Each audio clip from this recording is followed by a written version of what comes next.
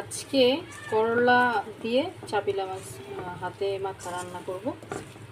সেটার জন্য হলুদ, মরিচ, আদা, রসুন, জিরা সব দিয়ে দিয়েছি, হাতে মেখে নিচ্ছি।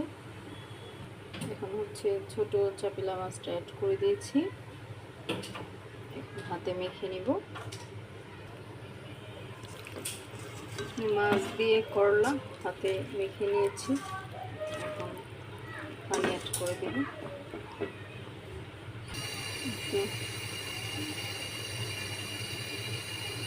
রেডি করে বসিয়ে দিয়েছি চুলায়, এখন